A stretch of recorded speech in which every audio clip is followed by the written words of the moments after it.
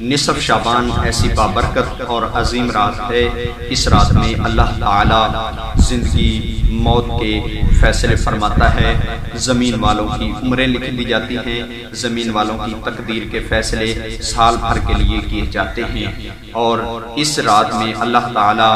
بنو کلب کی بکریوں کے بالوں کے برابر جہنمیوں کو جہنم سے آزاد فرماتا ہے۔ لیکن کچھ لوگ ایسے بھی ہوں گے جن کی اس رات میں بخشش نہیں ہوگی،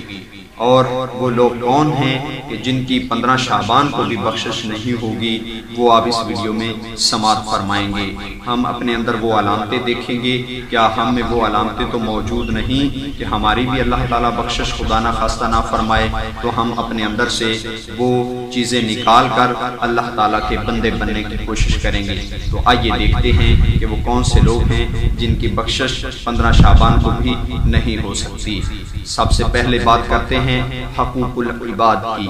انسان اپنی زندگی گزارتا ہے، بچپن سے لے کر بڑھاپے تک جاتا ہے، تو اس کی زندگی میں تمام جو معاملات ہیں یہ انسان کے ساتھ تعلقات ہوتے ہیں۔ اس لیے انسان کے ساتھ تعلقات مضبوط بنانے کے لیے حقوق العباد کا ادا کرنا اس کے لیے لازم اور ضروری قرار دیا گیا۔ حقوق العباد میں سب سے پہلا حق والدین کا حق ہے۔ جو بندہ اپنے والدین، ماں اور باپ کی تابعداری اور فرما برداری نہیں کرتا، اس کی اس رات میں بھی بخشش نہیں ہوگی۔ والدین کے نافرمان کی اس رات میں بخشش ممکن نہیں۔ ہاں، جس سے والدین راضی ہیں اس کی بخشش کے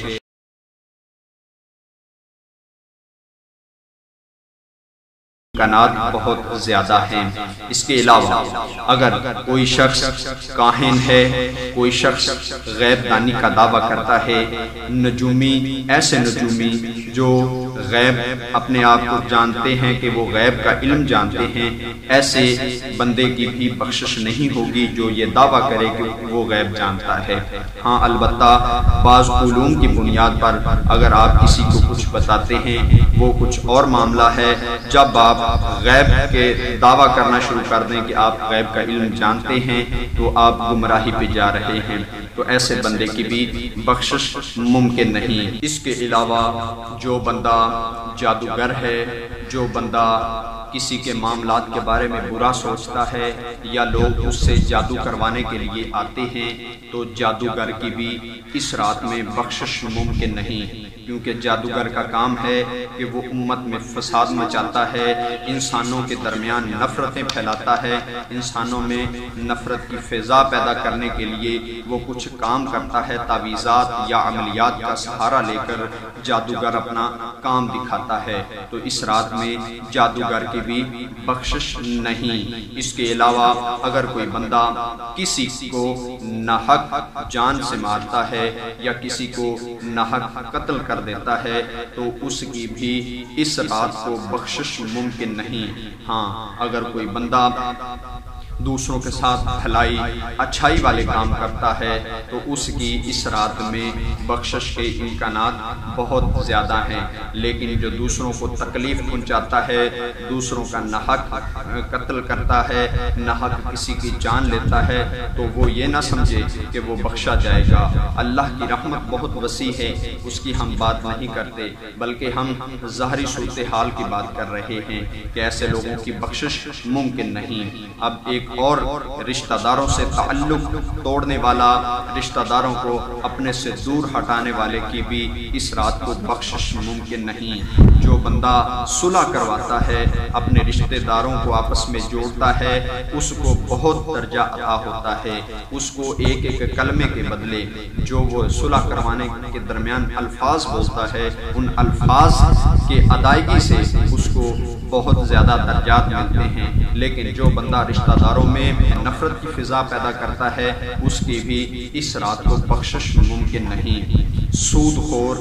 جو سود کا عادی بن چکا ہو، جس نے کم از کم 3 بار سود لے چکا ہو اور پھر بھی اپنی عادت سے باز نہ آ رہا ہو، تو سود خور کی بھی اس رات کو بخشش نہیں ہو سکتی، کیونکہ کہ سود خور کو ایسا محسوس ہوتا ہے کہ وہ اچھا کام کر رہا ہے یا کہ وہ مجبوری کی حالت میں یہ سود کھا رہا ہے، تو یہ سود بار بار لینا اس کے لیے مزید اپنے آپ کو گناہوں کی جانب لے جانے کا باعث ہے، تو اس وجہ سے سود خور کی بھی بخشش نہیں۔ اس کے علاوہ ناچ گانے کرنے والا یا ایسے کام کرنے والا جس سے امت میں بے حیائی پیدا ہو، امت میں ایسا ماحول پیدا ہو کہ جس سے بے حیائی معاشرے میں زیادہ پھیلتی ہو، ناچ گانا کرنے والے کی بھی بخشش نہیں ہوگی۔ اور اس کے علاوہ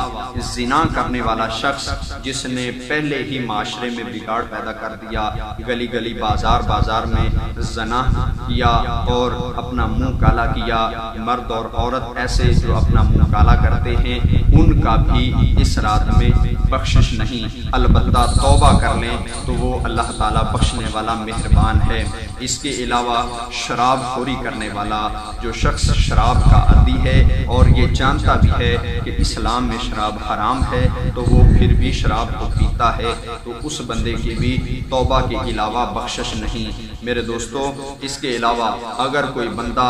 گناہوں سے باز نہیں آتا، گناہ کرتا رہتا ہے، اللہ کے انعام و اکرام سے فائدہ نہیں حاصل کرتا، تو وہ بھی اللہ تعالیٰ کی انعام اور بخشش سے محروم رہتا ہے۔ آپ کو جو میں نے علامات بتائیں، ان علامات یہ اگر آپ میں موجود ہیں، ہم میں موجود ہیں، کسی میں بھی موجود ہیں، ہم اپنا محاسبہ کریں، ہم اپنا محاسبہ کر کے اپنے اندر سے ان گناہوں کو نکالیں اور 15 شعبان کو عبادات اور عبادت و ریاضت، تسبیح و تحلیل میں اپنا وقت گزاریں۔ انشاءاللہ اللہ تعالی ہماری بخشش کا سامان پیدا کر دے گا۔ مجھے دیجیے اجازت۔ السلام علیکم ورحمۃ اللہ وبرکاتہ۔